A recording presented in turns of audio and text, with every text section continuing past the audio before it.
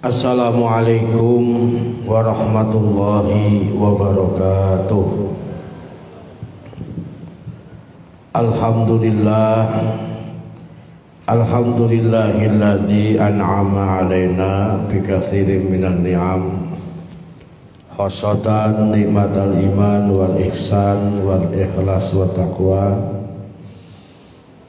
Hatta nastami'a bihadal masjidi li'adai sholatil maghribi wa sholatil isya'i jama'atan wa jama'ana bisihatin wa afiyatin wa ridhoin wa taufiqin wa rahmatin wa barakatin minallahi azza wa jalla.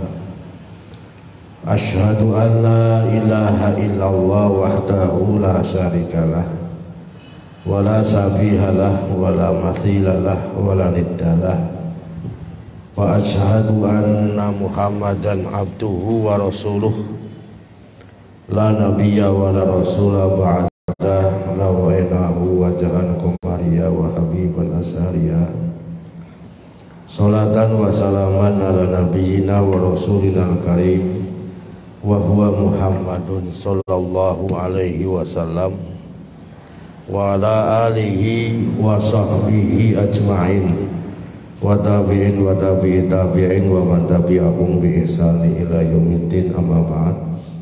Para bapak, ibu jamaah salat maghrib dan salat isya Masjid Al-Ihsan rahimakumullah, monggo sareng-sareng kita wali pengaosan kita kajian kitab Al-Bidayah wan Nihayah karya Ibnu Katsir dengan sami-sami membaca basmalah.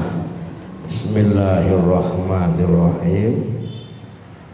Pada kesempatan ini adalah menceritakan tentang nabi palsu pertama kali di era Rasulullah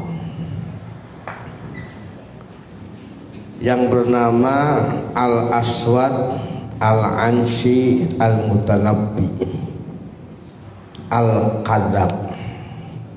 Jadi yang pertama kali itu bukan Musailamah Al-Kadzab, tapi Al-Aswad Al-Ansi Al-Mutanabbi. Namanya itu Mutanabbi. Mutanabbi ini artinya orang yang mengaku menjadi nabi.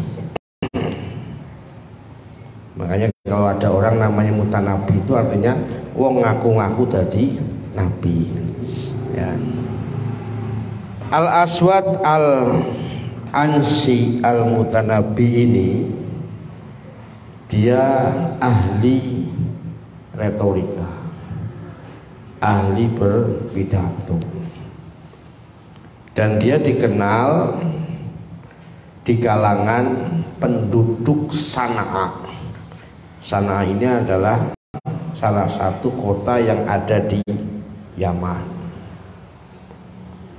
Pengaruhnya sangat kuat Al-Ansi ini, dan dia kemana-mana menyamar dengan sering menggunakan jubah atau kerudung, ya, kerudung jubah Arab itu.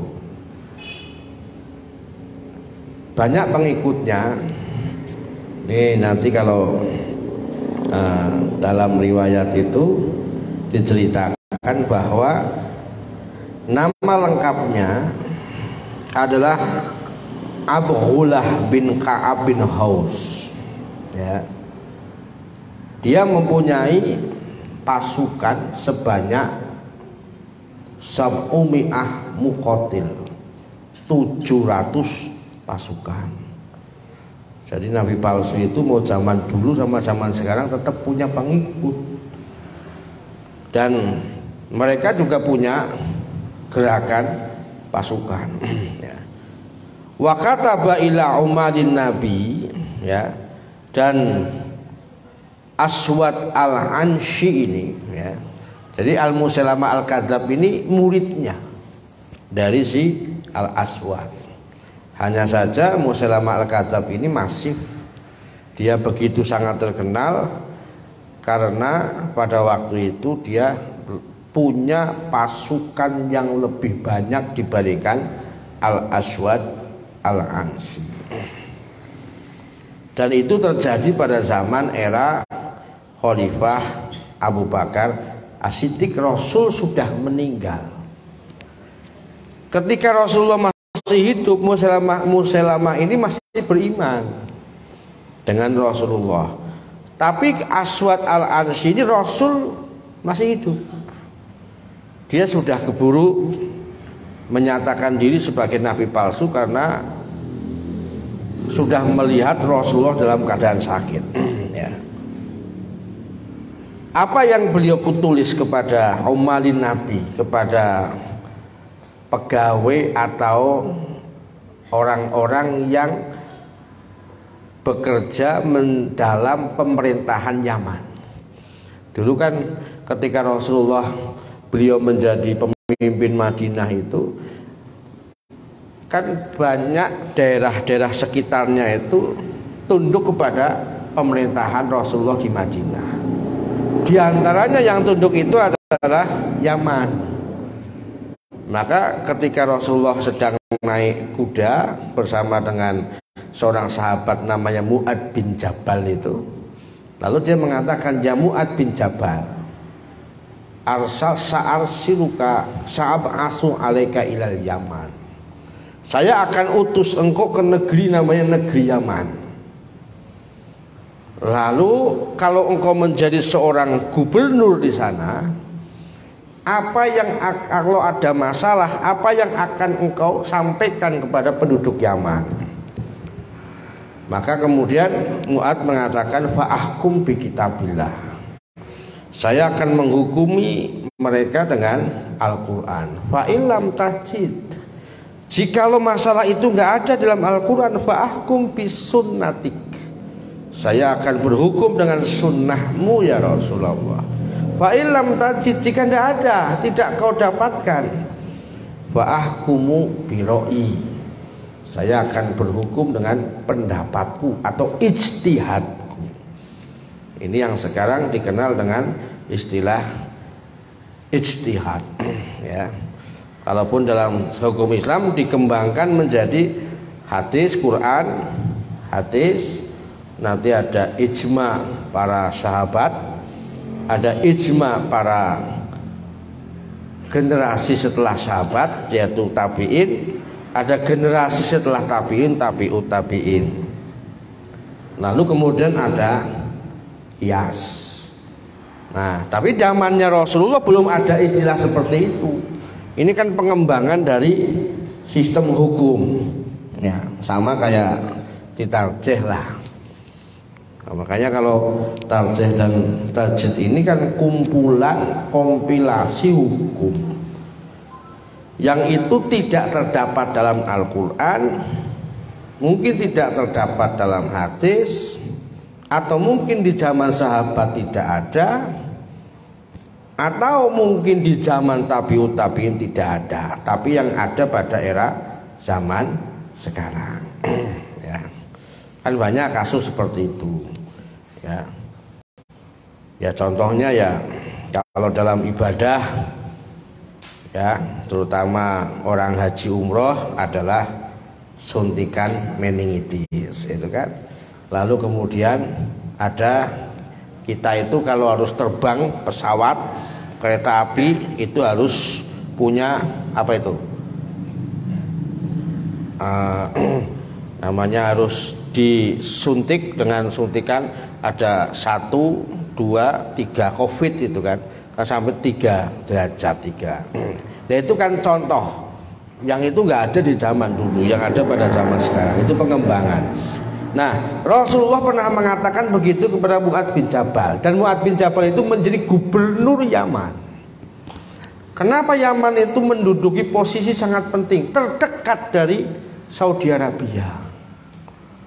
Nah, ketika terjadi pemberontakan, ya, yang dipimpin oleh seseorang bernama Al-Aswad Al-Ansi, maka dia menulis surat kepada para pembantu Rasulullah yang menjadi pejabat di Yaman. Ya. Jadi waktu itu sudah ada istilah gaji, itu sudah ada. Dan gaji itu diambil dari zakat mal atau jizyah atau pajak dari beberapa daerah-daerah yang ditaklukkan. Ya, apa yang beliau suratin? Ayuhal muwariduna alaina amsiku alaina ma hattum min ardina wa khairu ma jama'tum fanahnu aula bihi wa antum ala ma antum alaihi summa fatawajjah ila Najron. Hei orang-orang yang para orang pendatang, para pendatang, ya. Jadi Mu'ad itu kan orang Arab Saudi lah, atau orang Madinah. Dia diminta menjadi gubernur di Yaman, sehingga dianggap sebagai pendatang oleh si Aswad al-Ansi. Jadi dia itu menggunakan pendekatan rasis lah, ya, pokoknya antara pendatang dan pribumi. Ya.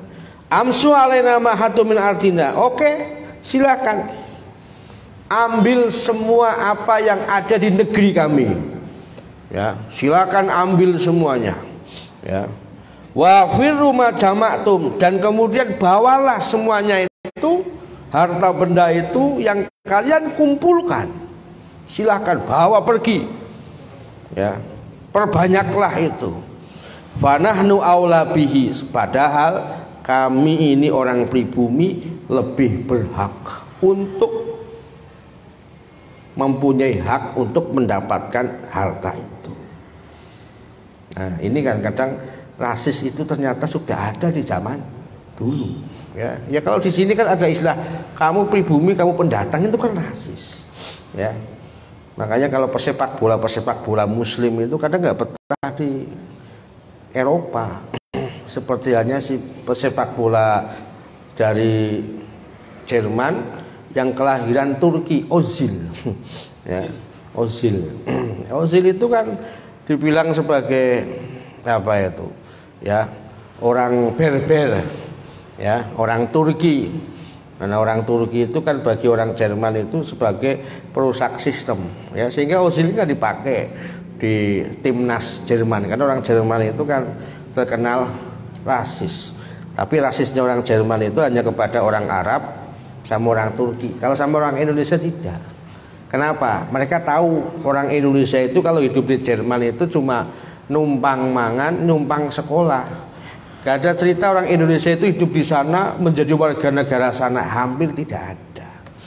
Ya contohnya anaknya Pak Ketua Lasismu, nah, Pak Ani, Pak Yani, nah, coba bertah banget berapa tahun dia tinggal di sana itu. S1 sampai ada 8 tahun kayaknya Pak Dayat ya.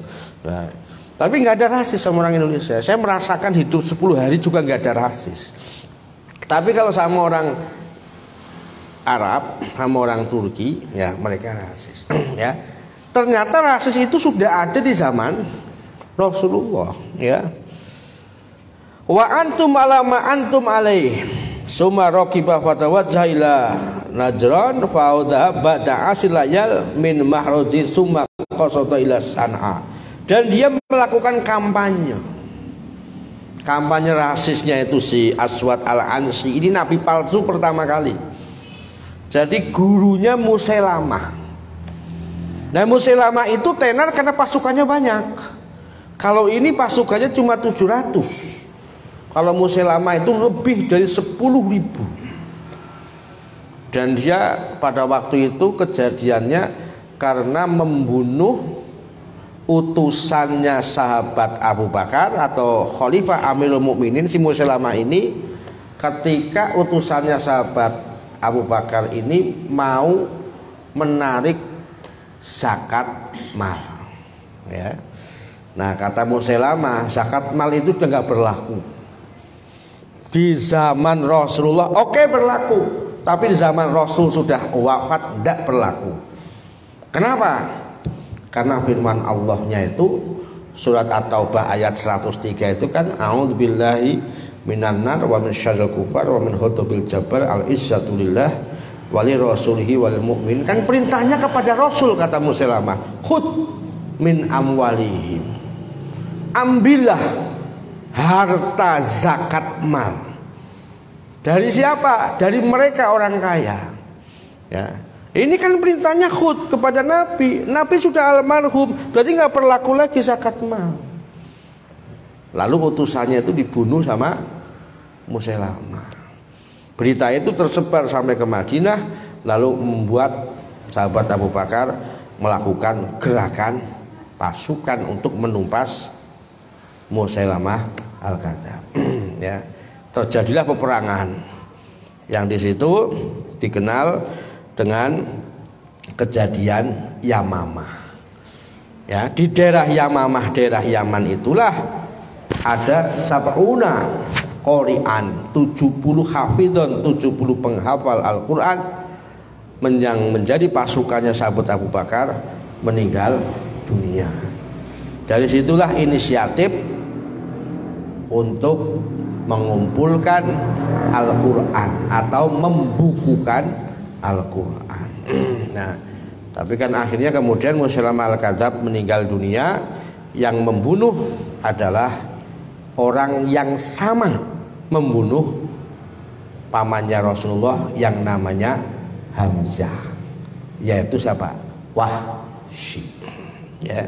Sehingga Wahsy ini dia punya keahlian tombak, mampu membunuh Hamzah. Lalu Hamzah mati, diambil jantungnya sama Hindun, ya, dan itu menjadi penyesalan seumur hidup bagi sosok yang bernama Wahsy. Lalu terbayar, ya, perasaannya Wahsy ini ketika sudah membunuh Musailamah Al-Kadzab. Nah, gurunya Musailamah Al-Kadzab adalah Al-Aswad Al-Ansi. Sumarokibah watawajah, dan kemudian dia menaiki kendaraannya dan menuju ke daerah Najran.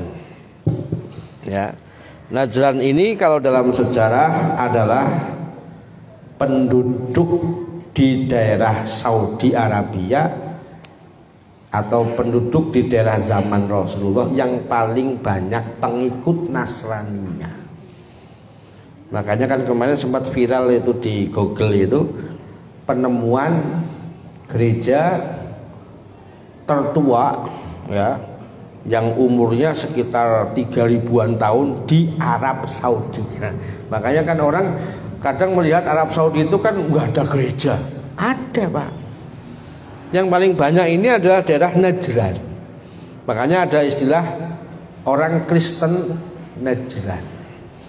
Dan orang Kristen Najran ini disebutkan dalam Al-Quran dalam kisah namanya Ashabul Ukhdud. Dalam kisah Ashabul Ukhdud ini kan Ashabul Ukhdud artinya parit. Mereka itu beriman kepada kenabian Nabiullah Isa alaihissalam, beriman kepada Allah, beriman kepada Nabi Isa, ya. Tapi dipaksa oleh penguasa Yahudi yang berkuasa di Najran untuk mengikuti agama Yahudi. Mereka nggak mau. Wong syariatnya sudah berbeda, ya ikut tetap mengikuti agama Nabi Isa. Lalu dibunuhlah mereka, digiring ke dalam sebuah parit, yang paritnya itu dikasih aspal dan dinyalakan api, ya, sampai mulat-mulat, lalu mereka dibakar. Makanya terkenal dengan kutila ashabul ukhdud an-nari datil waqud. Itu disebutkan dalam Al-Quran. Nah, kejadian itu menimbulkan amarah. Nah, ini nanti ada kaitannya.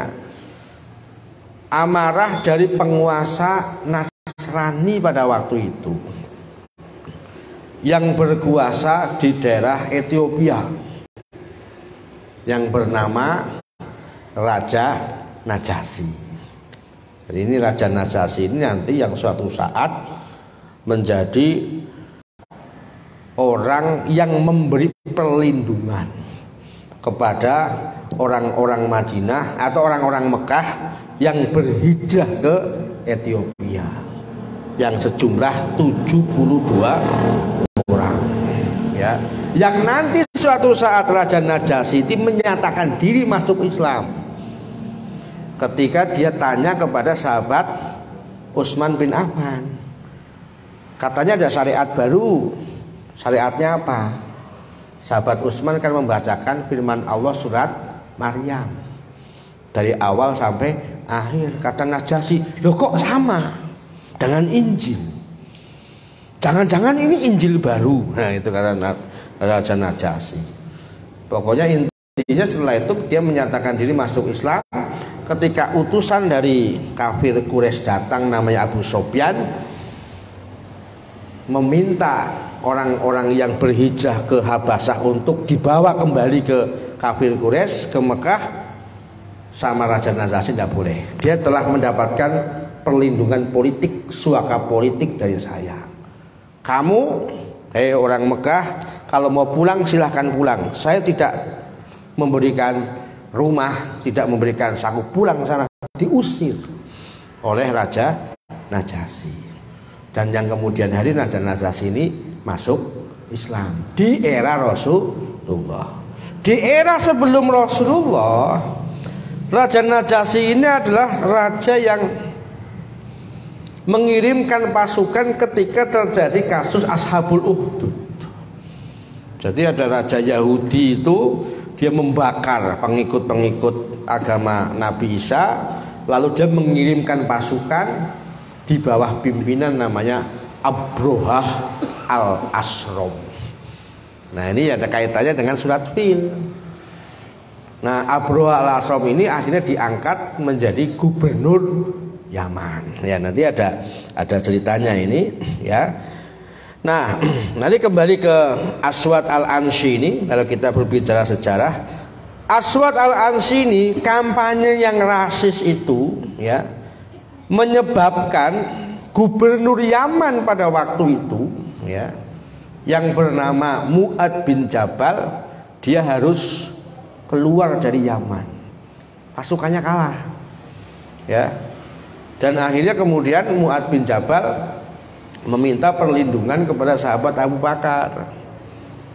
Nah dikirimlah pasukan dari sahabat Abu Bakar, yang nanti terkenal dengan kejadian namanya kejadian Yamamah. Nah ini Al-Aswad al-Ansi. Nah Al-Aswad al-Ansi dia meninggal ya, dunia maktal ya. Qala Abu Ja'far Ibnu Jarir ya, sejarawan mengatakan bahwa namanya Amdo Abu Bakar Jas Usamah bin Zaid ya, pasukan Khalifah Amirul Mukminin ya, di bawah pimpinan Usamah bin Jais pada waktu itu diminta oleh sahabat Abu Bakar untuk menumpas nabi palsu. Ke arah mana? Ke arah Yaman ya. Di bawah pimpinan Al-Aswad Al-Ansi Al-Mutanabbi. Itu terjadi di akhir Rabiul Awal, terjadi di akhir bulan Rabiul Awal.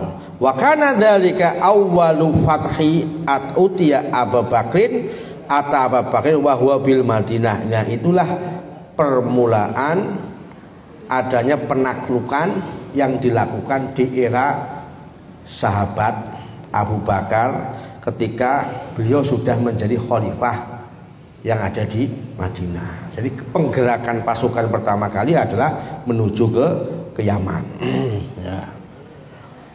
Waqad aslamna annal Yaman ya, negeri Yaman dulu itu namanya bukan Yaman. Namanya adalah negeri Khumer ya.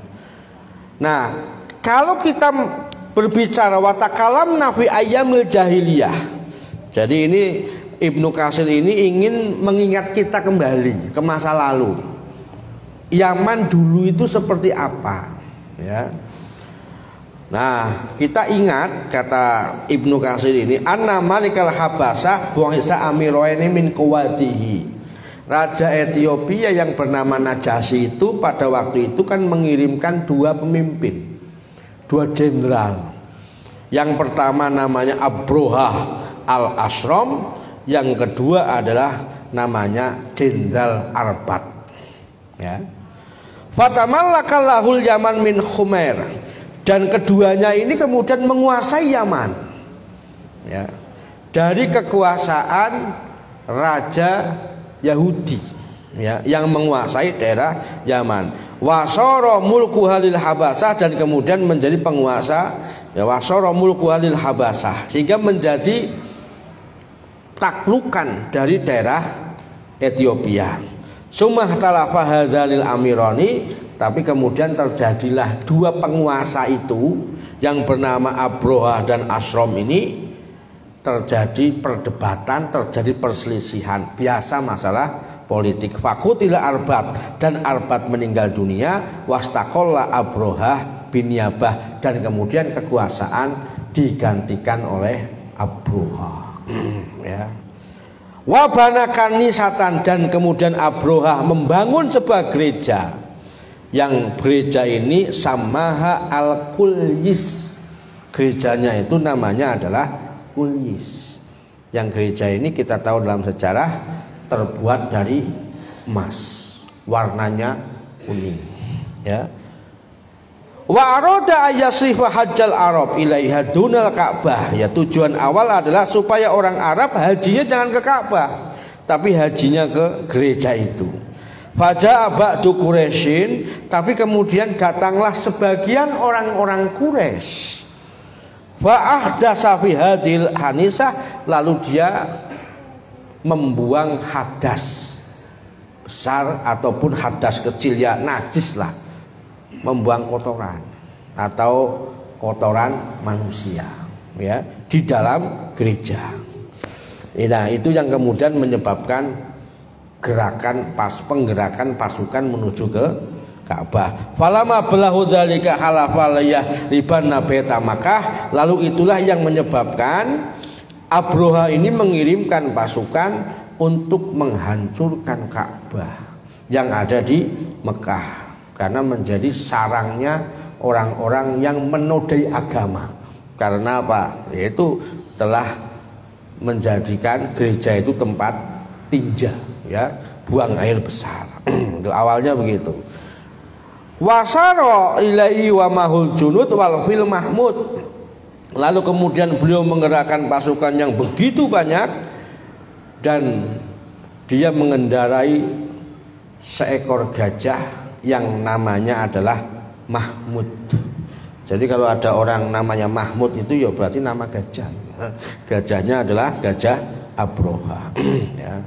Fakana min amrihi maqasallahu fi kitabihi wa qad taqaddama faraja Abroha bi ba'di min baqiya min jazi ila aswai halin. Tapi kemudian kita tahu, ya, yang kemudian Tayron ababil, burung ababil, kemudian membuat semua pasukan Abroha itu menjadi, mereka terpotong-potong menjadi potongan-potongan yang kecil karena kena batu. Jadi pasukan Abroha dan gajahnya itu seperti hanya orang kena penyakit kusta, ya. Jadi kena ini kritil, lalu kemudian meninggal dunia, ya. Ini kan kalau kita melihat sejarah kan memang seperti itu. Faqoma bil mulki ba'dahu, lalu kemudian setelah meninggalnya Abroha, ya, maka kekuasaan yang ada di Yaman itu dipegang oleh Yaksum bin Abroha. Nah, oleh anaknya namanya Yaksum bin Abroha, dan kemudian oleh saudaranya namanya Masruk bin Abroha. Nah, pada waktu itu, ya, Yaman itu masih merupakan daerah yang mayoritas Nasrani, ya. Nah, kemudian terjadilah penaklukan dari Kisra. Kisra ini adalah kaisar Persia yang ada di Iran, dan kemudian anak-anaknya Abroha ini yang bernama Masruk sama yang bernama Yaksum ini tunduk pada kekaisaran Kisra yang ada di Iran atau yang ada di daerah Persia, ya. Nah, pada waktu itulah, ya, terjadilah pertentangan, ya, antara dua saudara ini sehingga saling membunuh, ya. Waqassara Masruk ibn Abroha waqatalahu, dan Masruk membunuh saudaranya. ya, karena terjadi persaingan kekuasaan. Wadahulu ila San'a, lalu kemudian mereka menguasai daerah kawasan San'a yang ada di Iran. Ya. Waja'atil Arab, dan kemudian orang-orang Arab pada waktu itu banyak yang keluar dari wilayah daerah Yaman, dan Yaman itu dikuasai oleh Kisra. Nah, ketika terjadi semacam itu, ya, setelah Rasulullah besar, ya, dan Rasulullah kemudian menjadi nabi dan rasul, ya, Rasulullah pada waktu itu mendengar bahwa kawasan Yaman itu dikuasai oleh Kisra, maka kemudian beliau menulis surat, ya. Suratnya itu ditujukan kepada Raja Yaman, ya. Nah, dalam suratnya kepada Raja Yaman itu dengan menggunakan kalimat Bismillahirrahmanirrahim, ya, ana min Muhammadin Rasulillah ila Kisra Adim al-Fars, dengan menyebut nama Allah yang maha pemurah lagi maha penyayang, dari Muhammad Rasulullah kepada Raja Kisra yang agung, yang menjadi penguasa Persia. Ya. Salamun ala manittaba'al huda, keselamatan bagi orang yang ingin atau orang yang mengikuti petunjuk. Amma ba'd fa aslim taslim, jika engkau masuk Islam maka berserah dirilah engkau. Itu kan suratnya Rasulullah kepada Kisra. Surat itu ditujukan kepada seorang utusan, kepada Kisra. Sebelum dia membaca surat itu, ya, Kisra terlebih dahulu membunuh duta yang membawa surat kepada Raja Kisra. Surat dari Rasulullah kepada Raja Kisra. Dan sebelum membaca suratnya juga dia sudah menyobek-nyobek, ya, wa memazzaka. Dia sambil mengatakan falamma ja'ahul kitab qala ma hadza.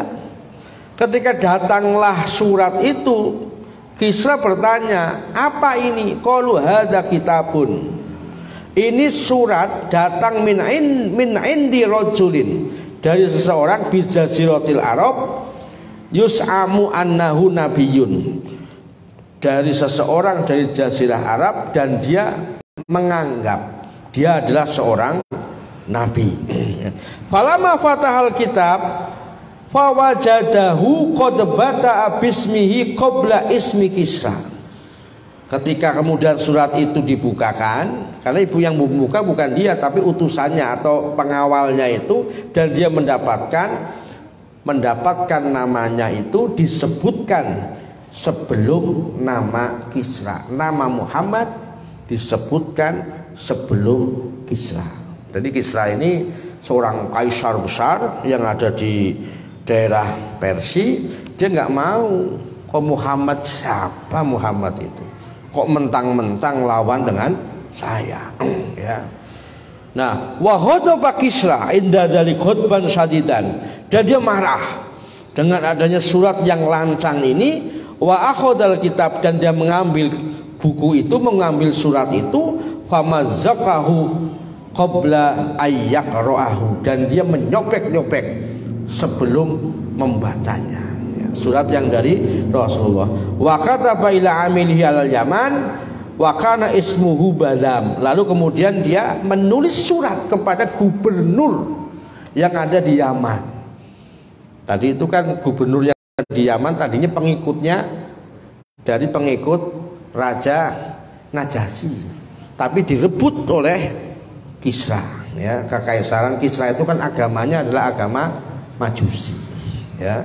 Nah, di situ ada seorang jenderal, ada seorang ini namanya adalah Badam. Amma ba'd faida ja'aka kitabi hada fab'as min qiblatika amirani ila hadar rajul alladzi bi jaziratil Arab.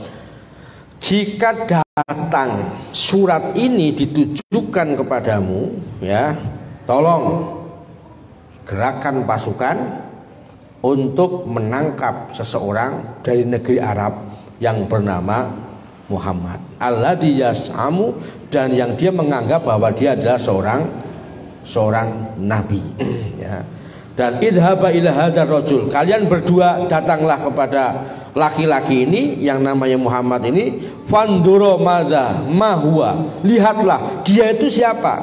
Fa in kana kadiban fahodahu fi jami'atin hatta tadhaba ila Kisra, jika dia pembohong maka tangkaplah dia, ya, sampai kalian menghadapkan orang itu atau menghadapkan Muhammad kepada saya.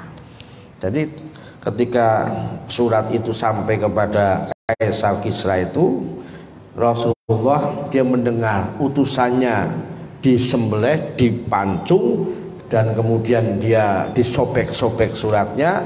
Lalu kemudian Rasulullah berdoa, Allahumma mazzaqa mulkahu, ya Allah sobek-sobekanlah kerajaannya.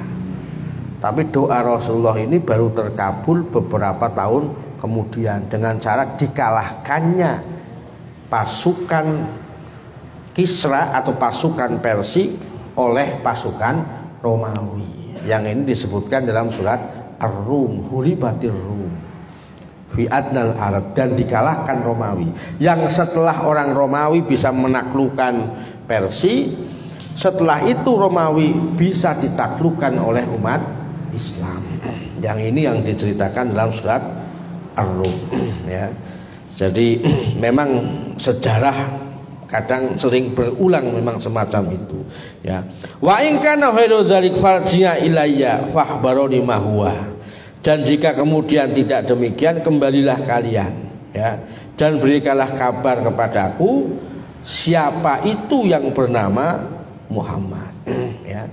Makanya pada waktu itu Kisra ini merupakan kaisar besar yang ada di Persia.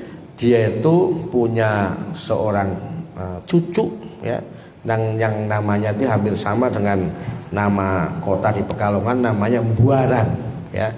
Buaran binti Badam binti Kisra bin Kisra. Jadi dia cucunya Kisra yang pada waktu itu dia adalah seorang perempuan, ya. Dan pada waktu dia jadi orang perempuan, lalu kemudian keluarlah statement dari Rasulullah, la yuflihu qaumun walau di imro'atin. Ini statement dari Rasulullah pada waktu itu. Tidak akan beruntung suatu kaum jikalau dipimpin oleh seorang perempuan, ya. Jadi ini yang kadang menjadi senjata pada tahun 99, ya. Padahal asbabul wurud dari hadis ini adalah menceritakan tentang kejadian yang ada di Persia, yaitu cucunya Kisra yang memegang kekuasaan ketika masih berumur 15 tahun. Dan memang itulah awal kehancuran dari kerajaan Persia. Siapa yang menghancurkan? Romawi. Lalu Romawi menjadi penguasa besar. Siapa yang bisa menghancurkan Romawi? Pasukan Islam. Kapan? Di era Khalifah Umar bin Khattab, ya. Sehingga firman Allah dalam surat Rum itu baru terbukti pada era zaman Umar bin Khattab, ya. Jadi bukan di zaman Rasulullah. Makanya kan banyak sekali ayat-ayat futuristik, ayat-ayat masa depan. Makanya kalau kita membaca Al-Quran itu banyak sekali beberapa ayat-ayat yang ke tahun ini belum terjadi. Bisa jadi terjadinya nanti, ya. Bisa jadi terjadinya entah kapan, ya. Ya kita Allahu a'lam, kita tidak tahu, ya.